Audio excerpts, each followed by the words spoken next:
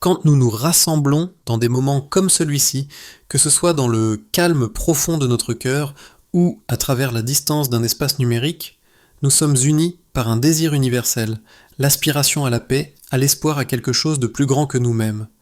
Dans un monde souvent rempli de bruit, de conflits et d'incertitudes, le simple fait de faire une pause pour réfléchir, écouter et prier devient un don sacré. C'est plus qu'un simple rituel ou une tradition, c'est une rencontre avec la présence même de Dieu. Et dans cette rencontre des vies sont transformées, des fardeaux sont allégés et des âmes sont fortifiées. La prière possède une puissance immense. Prier ne se résume pas à prononcer des mots dans le vide, c'est ouvrir son cœur au Dieu qui entend, qui connaît et qui répond. Par la prière, nous dépassons les limites de notre propre force et nous nous connectons à la puissance illimitée de celui qui a créé les cieux et la terre. Nous pouvons venir à lui fatigués, mais nous repartons revigorés. Nous pouvons nous approcher de lui brisés, mais nous partons restaurés. Dans la prière, Dieu se rapproche non seulement pour nous écouter, mais aussi pour nous étreindre de son amour infaillible. Pourtant, nous vivons à une époque où les gens sont souvent tentés de minimiser ou d'ignorer le pouvoir de la prière. Beaucoup la considèrent comme démodée, quelque chose qui appartient au passé. D'autres la voient comme un dernier recours à n'utiliser qu'après l'échec de toutes les autres solutions. Mais l'histoire d'Anne dans la Bible nous rappelle que la prière n'est pas un plan de secours, c'est le premier et le plus grand acte de foi. Sa prière rapportée dans 1 Samuel 2, 1, 3 commence par ces mots « Mon cœur exulte à cause de l'Éternel, mon front est relevé par l'Éternel, ma bouche s'ouvre pour défier mes ennemis, car je me réjouis de ton secours. Nul n'est saint comme l'Éternel, il n'y a pas d'autre Dieu que toi. Il n'y a pas de rocher comme notre Dieu. » Quelle déclaration de foi! La joie d'Anne ne venait pas d'une vie parfaite. Elle avait connu des années de profonde douleur d'attente et de larmes. Et pourtant, quand Dieu a répondu à sa prière, son cœur a débordé, non de fierté pour sa propre force, mais de gratitude envers celui qui avait été son libérateur depuis le début. Elle a reconnu que ce n'était pas sa capacité ni sa persévérance, mais la fidélité de Dieu qui l'avait relevée. Ces mots résonnent à travers les siècles pour nous rappeler que la prière est le lieu où nous découvrons une force qui dépasse notre faiblesse, une lumière au milieu des ténèbres et un espoir qui ne déçoit jamais. La prière a un ancrage dans le monde moderne. Le monde nous dit que la joie vient des possessions des succès ou de la reconnaissance. Il nous dit que la paix se trouve lorsque tout va enfin comme nous le souhaitons. Mais Anne nous enseigne une vérité différente. La joie durable et la paix inébranlable se trouvent dans la présence de Dieu. Quand elle s'écrie « Il n'y a pas de rocher comme notre Dieu », elle déclare que toute autre fondation, la richesse, le statut, l'approbation des autres s'effondrera. Seul Dieu reste ferme, inébranlable, constant à travers chaque tempête. C'est pourquoi la prière est essentielle dans nos vies modernes, elle nous ancre au rocher lorsque tout le reste n'est que sable mouvant. Pensez à la fréquence avec laquelle nous courons après des conforts temporaires. Nous nous tournons vers les réseaux sociaux pour la validation, vers les possessions pour la satisfaction ou vers les gens pour la sécurité. Et pourtant, à maintes reprises, ces choses nous laissent vides. La prière d'Anne nous appelle à lever les yeux plus haut, à tourner nos cœurs vers celui qui seul peut satisfaire la faim la plus profonde de nos âmes. Quand elle dit « Mon cœur exulte à cause de l'Éternel », elle nous rappelle que la vraie joie n'est pas dans ce que nous possédons, mais en celui en qui nous avons confiance. Alors que nous nous apprêtons à plonger plus profondément dans sa prière, je vous invite à examiner votre propre vie. En quoi votre cœur se réjouit-il? Où cherchez-vous la force? Quelle est votre fondation quand les vents de la vie se lèvent? Ce ne sont pas de simples questions de rhétorique, ce sont des invitations.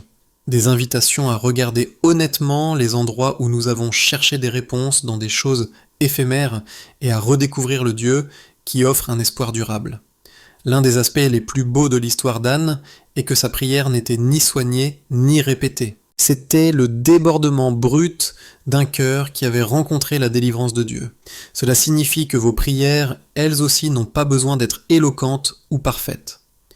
Dieu ne cherche pas une performance. Il cherche l'honnêteté, l'humilité et la foi.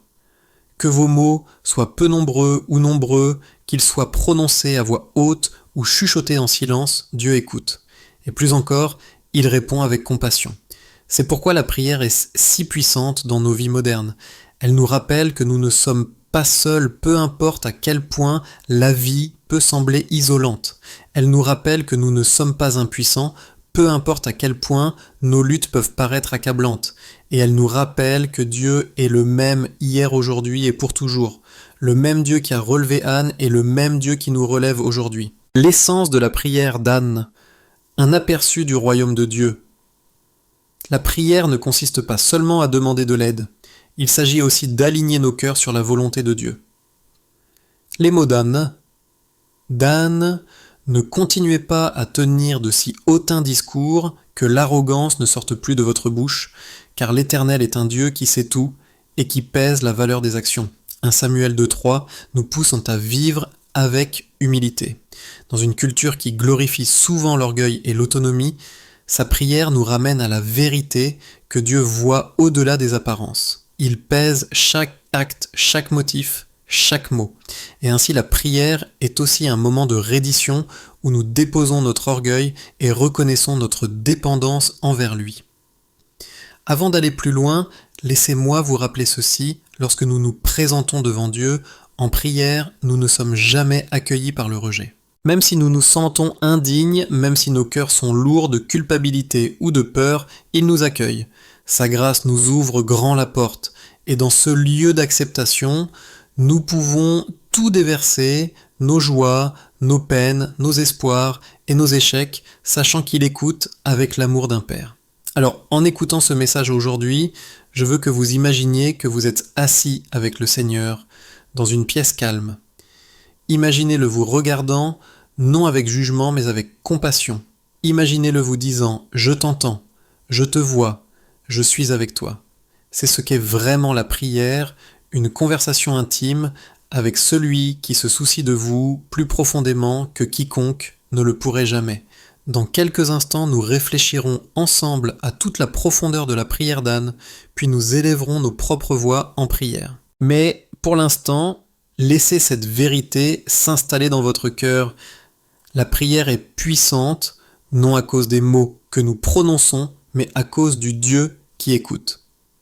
Et le même Dieu qui a répondu à Anne, le même Dieu qui a relevé les pauvres et les démunis, est présent ici avec nous aujourd'hui. Il est votre rocher, votre libérateur, votre fondation inébranlable. C'est ce Dieu que nous sommes venus rencontrer. C'est ce Dieu qui est prêt à vous élever. Et c'est pourquoi nous commençons non par la peur ou le doute, mais par la joie. Mon cœur exulte à cause de l'Éternel, mon front est relevé par l'Éternel. La prière d'Anne ne s'arrête pas à une action de grâce pour sa propre réponse. Elle s'ouvre sur une vision de qui est Dieu et de comment il agit dans le monde. Dans les versets 6 à 10 de 1 Samuel 2, elle déclare « L'Éternel fait mourir et il fait vivre. Il fait descendre au séjour des morts et il en fait remonter. L'Éternel appauvrit et il enrichit. Il abaisse et il élève. De la poussière, il relève le faible du tas d'ordures. Il retire le pauvre pour les faire asseoir avec les princes et leur donner en héritage un trône de gloire. En effet, c'est à l'Éternel qu'appartiennent les fondations de la terre, c'est sur elle qu'il a établi le monde. Il gardera les pas de ses fidèles, mais les méchants seront réduits au silence dans les ténèbres. L'homme ne triomphera pas par la force. Ceux qui luttent contre l'Éternel seront brisés. Du haut du ciel, il fera gronder son tonnerre contre eux. L'Éternel jugera les extrémités de la terre, il donnera de la force à son roi, et il relèvera la puissance de celui qu'il a désigné par onction. L'action de Dieu des profondeurs à la victoire. Ces mots sont à la fois profondément personnels et d'une portée universelle. Anne, une femme autrefois stérile, chante maintenant le Dieu qui change les destins, non seulement le sien, mais le destin des nations, le sort des fiers et des humbles, le cours de la vie et de la mort elle-même.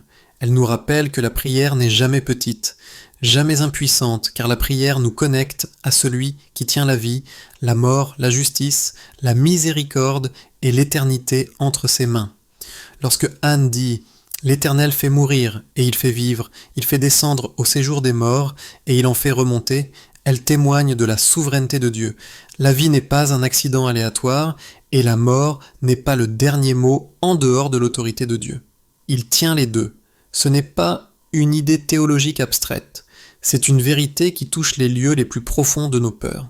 Combien de fois vivons-nous avec la peur silencieuse de la mortalité, de la fragilité de la vie? Combien de fois luttons-nous avec la perte, avec le chagrin de ceux qui sont partis avant nous? La prière d'Anne déclare audacieusement « Dieu a le pouvoir même sur la mort. Le même Dieu qui a permis que le Christ soit crucifié est le même Dieu qui l'a ressuscité le 3e jour. » La résurrection est la confirmation éternelle qu'il fait naître la vie de la mort, l'espoir du désespoir et la lumière des ténèbres. Cette vérité ne concerne pas seulement l'éternité, elle concerne le présent. Il y a des moments dans la vie où nous avons l'impression que des parties de notre âme sont mortes, des rêves non réalisés, des relations brisées, une confiance brisée. Pourtant, le Dieu qui ressuscite est capable de souffler une nouvelle vie dans ces mêmes endroits. Image d'une fleur qui pousse à travers des fissures dans l'asphalte. Peut-être sentez-vous aujourd'hui que vous marchez dans une vallée où l'espoir semble enterré, où la joie semble inaccessible. La prière d'Anne nous dit que vous n'êtes pas oublié. Dieu est celui qui peut vous relever à nouveau. L'humilité est la libération, puis elle continue. L'Éternel appauvrit et il enrichit, il abaisse et il élève. C'est une confession radicale. Dans un monde où les gens se démènent pour gagner richesse, pouvoir et reconnaissance, Anne nous montre celui qui donne et enlève véritablement. On nous rappelle la déclaration de Job « L'Éternel a donné et l'Éternel a repris, que le nom de l'Éternel soit béni » Job 1,21. Cette vérité nous appelle à vivre les mains ouvertes. Tout ce que nous possédons, nos emplois, nos maisons, notre santé, notre influence n'est pas à nous d'y rester attachés avec orgueil, mais ce sont des cadeaux qui nous sont confiés par Dieu. Et tout comme il donne, il humilie aussi parfois en nous dépouillant de ce que nous pensions ne pas pouvoir vivre, sans afin de nous montrer que lui seul est notre suffisance. Pour certains, cette réalité semble dérangeante, mais en vérité, elle est libératrice. Cela signifie que votre valeur n'est pas mesurée par la taille de votre compte en banque, votre curriculum vitae ou votre statut social. Dieu n'est pas impressionné par les réalisations humaines. Il regarde le cœur. Il relève le pauvre de la poussière et le démuni du tas d'ordures. Il est le Dieu qui prend ce que le monde appelle sans valeur et l'installe à des endroits d'honneur.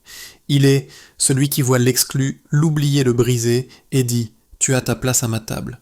Faites une pause et laissez cette vérité s'installer. Le même Dieu qui a relevé Anne qui a vu ses larmes est le même Dieu qui vous voit là où vous êtes. Peu importe à quel point vous vous sentez bas, peu importe à quel point vous vous sentez oublié, la main de Dieu n'est pas trop courte pour vous relever. Peut-être vous sentez-vous aujourd'hui dans la poussière, dans les cendres de la déception ou de l'échec. Prenez courage, Dieu n'en a pas fini avec vous. Il se plaît à relever les humbles, à donner de la dignité aux cœurs brisés, à réécrire des histoires qui semblaient irréparables. Remarquez comment Anne encadre sa prière. En effet, c'est à l'Éternel qu'appartiennent les fondations de la terre, c'est sur elle qu'il a établi le monde. Elle déclare que toute la création, toute la stabilité, tout l'ordre repose sur Dieu lui-même. Lorsque vous et moi avons l'impression que tout autour de nous tremble, lorsque l'incertitude semble gouverner notre avenir, rappelez-vous que les fondations n'appartiennent pas au gouvernement, aux économies ou même à nos propres plans. Elles appartiennent au Seigneur. Il tient le monde et il vous tient. Puis elle dit « Il gardera les pas de ses fidèles, mais les méchants seront réduits au silence dans les ténèbres. » C'est à la fois une promesse et un avertissement. Pour ceux qui marchent avec, lui, Dieu est un protecteur, un guide, un bouclier. Il garde vos pas, même lorsque le chemin semble dangereux, même lorsque vous marchez dans des vallées que vous ne comprenez pas. Mais pour ceux qui se dressent contre lui, qui résistent à sa volonté avec arrogance, il n'y a pas de victoire. L'homme ne triomphera pas par la force. Attardons-nous sur cette phrase. L'homme ne triomphera pas par la force. Combien de fois vivons-nous comme si notre succès dépendait entièrement de nos propres efforts? Combien de fois nous épuisons-nous à essayer de contrôler les résultats de nous prouver d'assurer un avenir que nous ne pouvons pas garantir. Les mots d'Anne déchirent à cette illusion. La vraie victoire n'est pas gagnée par la force humaine, elle est gagnée en se rendant à la force de Dieu. Pensez à David debout devant Goliath. Selon les calculs humains, la bataille était impossible. Pourtant David savait que le résultat ne reposait pas sur sa taille et son armure ou son habileté. Il reposait sur le Dieu d'Israël. C'est pourquoi il a déclaré « Car la victoire appartient à l'Éternel ». 1 Samuel 17, 47. Et c'est pourquoi il a triomphé. Dans votre propre vie, vous pouvez faire face à des géants qui semblent insurmontables, des difficultés financières, des crises de santé, des conflits familiaux, des batailles de l'esprit ou de l'âme. Rappelez-vous ceci, ce n'est pas par votre force seule que vous vaincrez, mais par la force du Dieu qui combat pour vous. La prière. Une participation au plan éternel de Dieu. Cela nous amène à la conclusion solennelle de la prière d'Anne. Du haut du ciel, il fera gronder son tonnerre contre eux. L'Éternel jugera les extrémités de la terre. Il donnera de la force à son roi et il relèvera la puissance de celui qu'il a désigné par onction. Ici, Anne, des siècles avant le Christ, parle de manière prophétique du Messie, de celui qui serait oint et qui viendrait. Elle voit au-delà de sa propre prière exaucée dans l'histoire plus grande du salut de Dieu. Son fils Samuel grandirait pour oindre des rois, mais ces mots pointent finalement vers le roi des rois, Jésus-Christ. Qu'est-ce que cela signifie pour nous aujourd'hui ? Cela signifie que chaque prière que nous prononçons est saisie dans une histoire beaucoup plus vaste, l'histoire de Dieu qui rachète le monde par son Fils. Lorsque vous priez, vous ne demandez pas seulement pour vos propres besoins, vous participez au déroulement du royaume de Dieu. Votre prière rejoint le cœur des saints à travers le temps qui crient « Que ton règne vienne, que ta volonté soit faite sur la terre comme au ciel ». Alors en réfléchissant aux mots d'Anne, transformons-les en notre propre prière. Ne lisons pas simplement sa déclaration, mais laissons-la façonner le cri de notre cœur. Seigneur, nous confessons aujourd'hui que notre force n'est pas suffisante. Nous reconnaissons qu'en dehors de toi, nos efforts sont limités, nos victoires creuses, nos fondations fragiles. Mais en toi, nous trouvons la vie, nous trouvons l'espoir, nous trouvons un rocher qui ne peut être ébranlé. Nous te remercions, toi qui relèves les pauvres de la poussière et les démunis du tas d'ordures. Merci de ce que personne n'est hors de ta portée, aucune situation n'est au-delà de ta rédemption, aucun cœur n'est au-delà de ta guérison. Seigneur, nous te livrons notre orgueil, nos illusions de contrôle, et nous les déposons devant toi. Apprends-nous à marcher humblement, à vivre avec dépendance, et à nous réjouir en toi seul. Père, il y a des gens qui écoutent ce message et qui se sentent oubliés, qui se sentent bloqués dans les cendres du désespoir. Je prie pour que même maintenant, ton esprit leur chuchote la vérité, tu n'es pas oublié, tu es aimé, tu es relevé. Apporte la paix là où il y a eu de la peur de la force, là où il y a eu de la faiblesse de la clarté, là où il y a eu de la confusion. Garde les pas de tes fidèles serviteurs, Seigneur. Protège-les de trébucher, protège-les des pièges de l'ennemi et conduis-les sur le chemin de la vie éternelle. Jésus, tu es l'accomplissement de la prière d'Anne.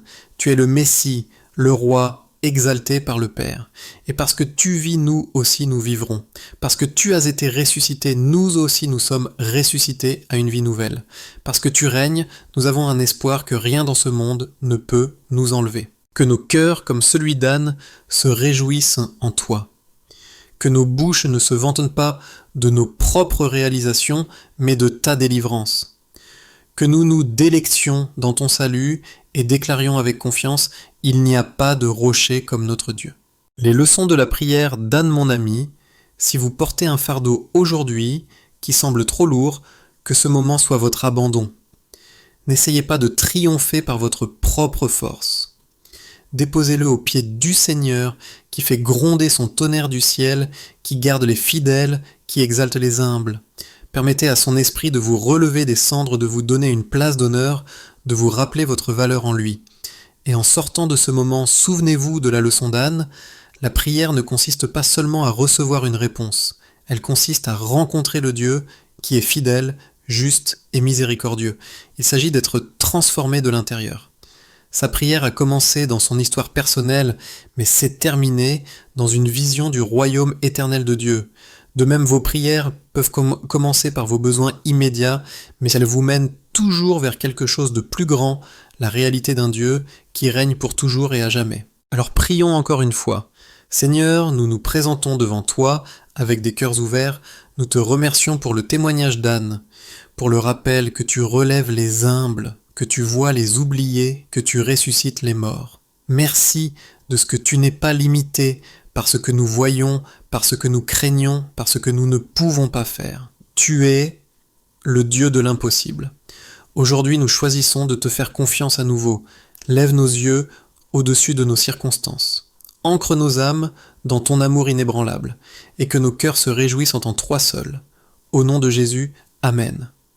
En arrivant à la conclusion de notre réflexion sur la prière d'Anne, rassemblons tous les fils de la vérité et tissons-les dans un message que nous pouvons porter dans nos vies quotidiennes. La prière d'Anne a commencé dans la douleur du désir et s'est terminée dans la joie de l'accomplissement, mais plus important encore, elle a révélé la grandeur de Dieu, celui qui entend, celui qui relève, celui qui règne sur la vie et la mort, la pauvreté et la richesse, l'humilité et l'exaltation. Son témoignage n'est pas simplement une histoire d'il y a longtemps, c'est un miroir qui nous est tendu, nous invitant à voir comment Dieu agit dans nos propres vies. La première leçon que nous retenons est celle-ci: la joie ne se trouve pas dans les circonstances, mais dans le Seigneur. Anne avait enduré des années d'attente, de déception, d'être incomprise. Pourtant, lorsque son cœur a finalement déversé sa gratitude, sa joie n'était pas centrée sur ce qu'elle avait reçu, mais sur le Dieu qui l'avait donné. Elle a dit « Mon cœur exulte à cause de l'Éternel ». C'est là que la paix durable commence, non dans nos possessions, nos réalisations, ou même la satisfaction de nos désirs les plus profonds, mais dans la présence de Dieu lui-même. La deuxième leçon est celle-ci: Dieu est celui qui relève les humbles. Anne décrit comment il relève le pauvre de la poussière et le fait asseoir avec les princes. Cela signifie que personne n'est hors de sa portée, image d'un mendiant recevant un bol de soupe. Peut-être vous sentez-vous négligé, sous-estimé ou oublié. Le monde peut passer sans vous remarquer, mais Dieu voit. Il n'a pas oublié vos larmes, vos prières ou vos luttes, et il se plaît à relever ceux qui lui font confiance. Cette vérité nous appelle non seulement à faire confiance à Dieu pour nous-mêmes, mais aussi à faire preuve de compassion envers les autres. Si Dieu relève les humbles, alors nous aussi nous devons avoir des yeux pour voir ceux qui sont dans le besoin des cœurs, pour les accueillir et des mains pour les servir. La troisième leçon est celle-ci: on ne triomphe pas par la force. Cette vérité est à la fois humble et libératrice. Nous vivons dans une culture qui nous dit de compter sur nous-mêmes, de nous battre plus fort, d'être plus fort, de ne jamais montrer de faiblesse. Mais la prière d'Anne déchire cette illusion. La victoire n'est pas gagnée par la puissance humaine, mais par la grâce de Dieu. Cela nous libère du fardeau écrasant de l'autonomie. Vous n'avez pas besoin d'avoir tout sous contrôle, vous n'avez pas besoin de prétendre être plus fort que vous ne l'êtes. Dieu est votre force, il est votre rocher. Quand vous vous appuyez sur lui, vous découvrirez que sa puissance est rendue parfaite dans votre faiblesse. La quatrième leçon est celle-ci: Dieu est à la fois juste et miséricordieux. Anne déclare que ceux qui s'opposent à lui seront brisés, mais que ses fidèles seront gardés. C'est un rappel solennel que les choix que nous faisons, les motivations que nous portons et les chemins que nous empruntons ont de l'importance. Dieu pèse chaque acte. En même temps, sa miséricorde est assez large pour couvrir nos échecs lorsque nous nous tournons vers lui en repentance. L'appel ici est de vivre avec humilité et respect, de reconnaître que nous ne pouvons pas nous cacher de Dieu, et pourtant nous n'avons pas besoin de fuir de lui non plus. Sa justice et sa miséricorde nous invitent ensemble à une vie qui l'honore. La dernière leçon est celle-ci: toutes nos prières font partie de l'histoire plus grande de Dieu. La prière d'Anne s'est terminée en pointant vers le Messie, le roi oint qui viendrait. Son expérience personnelle est devenue une prophétie du plan éternel de Dieu. C'est ce qui se passe quand nous prions. Nous pouvons penser que nous ne faisons qu'apporter nos propres besoins, mais Dieu les tisse dans quelque chose de bien plus grand, le déroulement de son royaume. Chaque prière que vous prononcez, chaque larme que vous versez, chaque espoir que vous soulevez n'est pas vain. Il est recueilli dans l'histoire de la rédemption de Dieu, une histoire qui s'étend de génération en génération et qui culmine en Christ. Alors que faisons-nous de ces vérités? Nous les portons dans nos vies de tous les jours. Quand vous vous réveillerez, demain, laissez les mots d'Anne vous guider. Mon cœur exulte à cause de l'Éternel. Commencez votre journée non avec de l'inquiétude, mais avec de la gratitude, non avec de l'anxiété, mais avec de la confiance. Lorsque vous faites face à des défis, rappelez-vous, on ne triomphe pas par la force. Appuyez-vous sur la puissance de Dieu au lieu de vous épuiser avec la vôtre. Lorsque vous rencontrez quelqu'un qui est en difficulté, rappelez-vous, Dieu relève les humbles. Soyez ses mains et ses pieds pour relever quelqu'un d'autre. Et lorsque vous êtes tenté de désespérer, tenez bon, Dieu ne vous a pas oublié. Il continue d'écrire votre histoire. Peut-être la chose la plus pratique que vous puissiez faire est la suivante: faites de la prière une habitude quotidienne.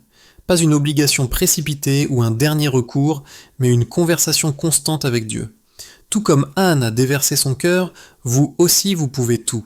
Lui apporter les joies, les peines, les questions, les peurs. Vous n'avez pas besoin d'éloquence, vous avez besoin d'honnêteté, vous n'avez pas besoin d'avoir les bons mots, vous avez besoin d'avoir un cœur soumis. Plus vous priez, plus vous découvrirez que Dieu est vraiment votre rocher, votre libérateur, votre force. Et n'oublions pas, la prière ne consiste pas seulement à parler, il s'agit aussi d'écouter. Lorsque vous calmez votre cœur devant Dieu, vous créez un espace pour entendre son chuchotement, pour sentir sa direction, pour vous rappeler ses promesses. Dans le silence, vous pourriez l'entendre dire « Je suis avec toi, je ne te quitterai jamais, je ne t'abandonnerai jamais ». Alors mon ami, en terminant, emportez cet encouragement avec vous, quelle que soit la saison que vous traversez, quel que soit le fardeau que vous portez, Dieu est proche. Il est le même Dieu qui a entendu Anne, qui a répondu à son cri, qui a relevé sa tête. Il est le même Dieu qui a envoyé son Fils Jésus-Christ pour être l'accomplissement de sa prière et l'espoir du monde. Il est le même Dieu qui se tient à vos côtés maintenant. Faites-lui confiance. Réjouissez-vous en lui. Marchez avec lui et vous trouverez qu'il est fidèle, que votre cœur comme celui d'Anne déborde de gratitude, que votre bouche ne se vante pas de votre propre force, mais de sa délivrance. Que votre vie témoigne du Dieu qui relève les humbles, qui garde les fidèles, qui règne pour toujours, et que vous sortiez de ce moment avec la paix dans votre esprit, l'espoir dans votre cœur, et la confiance que vous êtes tenu par le rocher qui ne peut être ébranlé. Nul n'est saint comme l'Éternel, il n'y a pas d'autre Dieu que lui, il n'y a pas de rocher comme notre Dieu. Amen.